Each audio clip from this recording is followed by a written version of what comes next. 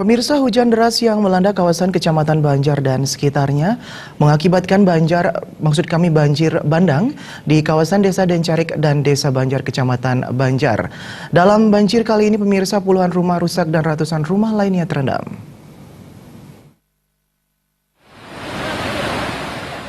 Beginilah kondisi di kawasan jalur utama Jalan Singaraja Seririt. Dalam video amatir yang berdurasi 15 detik terlihat jelas begitu derasnya aliran air merendam kawasan tersebut. Bahkan arus lalu lintas saat itu macet total. Rabu pagi, masyarakat Dencarik, tepatnya Banjar Dinas Corok, mulai membersihkan material dan lumpur yang menggenangi rumah mereka. Berdasarkan penuturan sejumlah warga setempat, sebelum banjir bandang menerjang, kawasan tersebut diguyur hujan sejak pukul 17 WITA. Hujan deras tersebut rupanya membuat debit air di Sungai Tampekan meluap sehingga merendam ratusan rumah di kawasan tersebut. Banjir juga mengakibatkan puluhan rumah di Desa Dencarik rusak parah. Bahkan barang-barang sebagian besar sudah terbawa arus. Kini yang tersisa hanyalah pakaian seadanya dan barang yang mampu diselamatkan.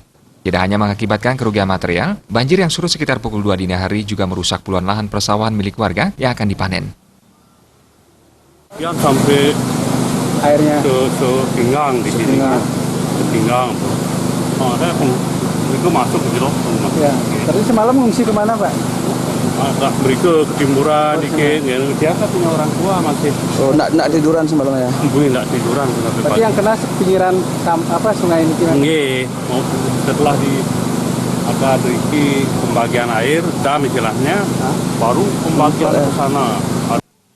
Tidak hanya di wilayah Desa Dencarik yang terkena banjir bandang, kawasan Desa Banjar, tepatnya Banjar Ambengan, rumah milik anggota Babinsa Desa Bestala rusak parah setelah diterjang luapan air dari sungai Medaum di samping rumah. Alhasil 3 bangunan miliknya, penyengkernya pun ikut terbawa arus. Pemilik rumah menuturkan ketinggian air saat malam sebelumnya sekitar 3 meter dari sungai. Dalam keadaan panik, pihaknya bersama keluarga hanya bisa menyelamatkan barang-barang yang bisa dibawa, sementara barang lainnya sudah hanyut di bawah air.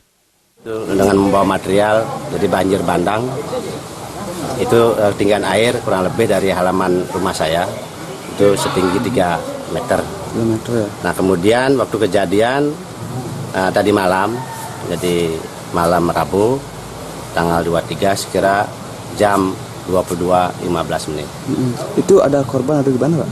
Nah, jadi untuk korban jiwa nihil, kebetulan tetangga tiang, semeton ataupun saudara saya di sini sebagai tetangga saya, secara sigap bahu-bahu membantu keluarga saya.